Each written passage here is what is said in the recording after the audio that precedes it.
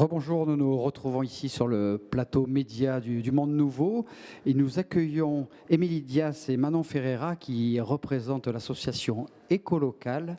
Vous êtes lauréate du créathlon, vous allez nous expliquer tout ça. Déjà, Émilie, expliquez-nous un peu quelle est votre association et qu'est-ce qu'elle propose comme solution liée à cette fameuse transition écologique.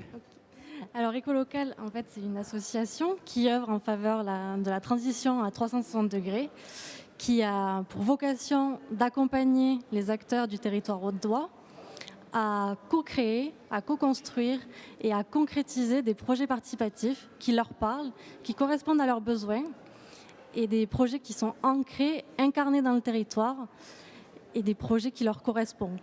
D'accord. Donc, Émilie, comment vous sollicitez la population? Comment ça se passe, la prise de contact? Alors, on intervient beaucoup par des ateliers participatifs.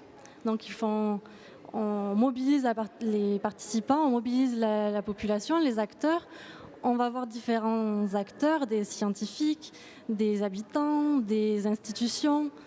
Et on essaye de les faire travailler autour de la table, tous ensemble, pour analyser les vulnérabilités, les précarités du territoire et trouver des solutions ensemble. Ils acceptent cette demande, ils sont plutôt volontaires. Il y a une évolution des mentalités par rapport à ça, c'est assez nouveau.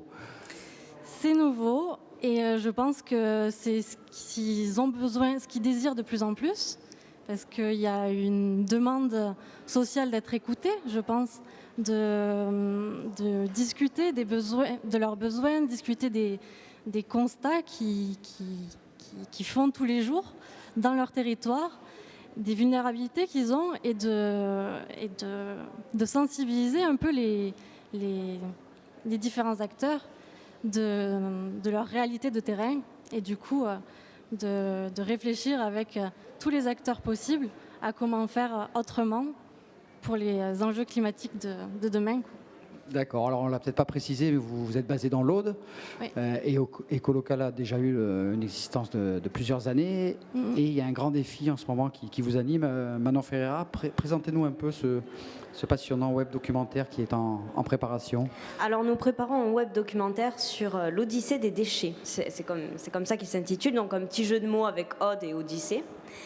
Donc c'est sur la pollution plastique du fleuve Aude et de la mer Méditerranée. Donc la question est de savoir, voilà, aujourd'hui on sait qu'il y a beaucoup de plastique en mer. D'où vient ce plastique?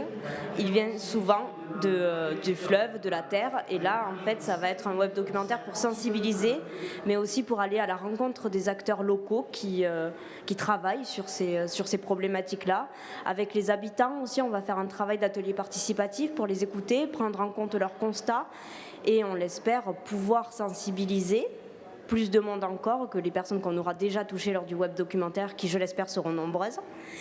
Et ensuite, ce qui serait bien, c'est d'arriver à créer, à co-construire des projets concrets qui pourront apporter des solutions à cette problématique des déchets plastiques. Oui, ça va être un peu le sens de ce web documentaire. C'est quoi le planning? Vous avez commencé à tourner? On commence à tourner et là on a décidé de promouvoir notre web documentaire par un jeu sérieux, donc qui s'appelle aussi l'Odyssée des déchets. Et en fait le plateau de jeu, c'est la carte de l'Aude et on pose des questions qui ont pour but de faire réfléchir, de peut-être être un peu choquantes, mais aussi de sensibiliser à cette problématique pour inviter les gens à participer à notre web documentaire. Donnez-nous quelques exemples de ces questions choquantes. Quelques exemples de ces questions choquantes. Il y en a quelques-unes. D'après vous, dans combien de temps il y aura plus de plastique en mer que de poissons? À quelle échéance?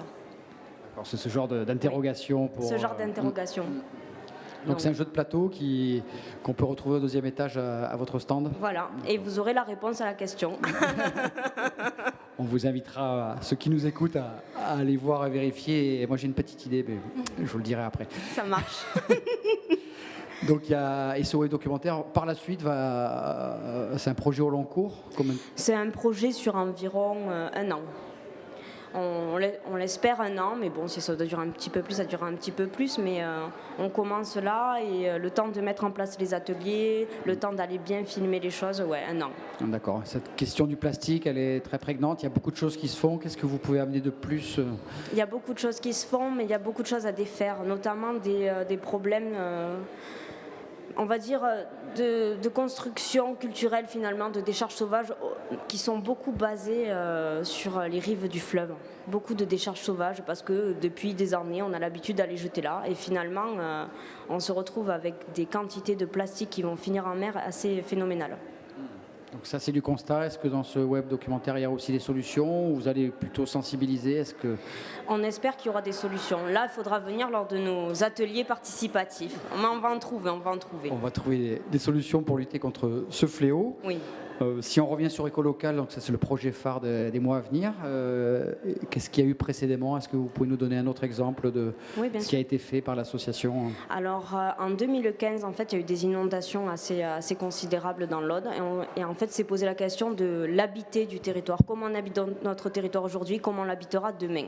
Dans ces circonstances d'inondation, de changement climatique, etc. Et donc l'association s'est créée. Elle s'est dit, elle se créera.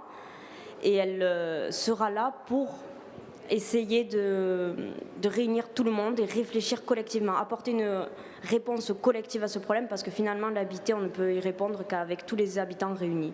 Cette question de l'habiter, on ne peut répondre à cette problématique que comme ça. Et donc du coup, par l'émergence d'ateliers participatifs, par la création d'ateliers participatifs, l'association a réussi à réunir beaucoup d'acteurs autour d'une table. Et elle s'est notamment fait repérer par le ministère de la Transition écologique et solidaire qui l'a nommée lauréate de 2 programmes de recherche-action participative. Et durant ces programmes de recherche-action participative, nous avons enquêté sur le terrain, nous avons fait remonter les informations. Donc des paroles habitantes que nous avons montées en généralité, que nous avons données à voir à tout le monde. C'est une belle initiative. Émilie, Forum du Monde Nouveau, vous êtes lauréate, ça fait chaud au cœur. Qu'est-ce que ça vous procure? Rien que l'organisation de ce Forum du Monde Nouveau, ça fait chaud au cœur. Ça donne espoir quand on voit le nombre d'initiatives qu'il y a au second étage. On garde espoir et du coup, c'est chouette de nous donner cette visibilité, de nous donner la parole, de mettre à l'honneur toutes ces initiatives. Et ça nous permet aussi d'en découvrir, de nous faire des partenaires, des futurs partenariats possibles. Et ça fait chaud au cœur, ouais. Tout à fait. Et puis je crois que parmi tous les lauréats, il y aura un spécial coup de cœur. On peut voter pour vous, c'est ça? Expliquez-nous. C'est ça, il y a un concours qui est organisé. Et du coup, vous avez la possibilité de voter pour le coup de cœur, l'initiative qui vous interpelle le plus.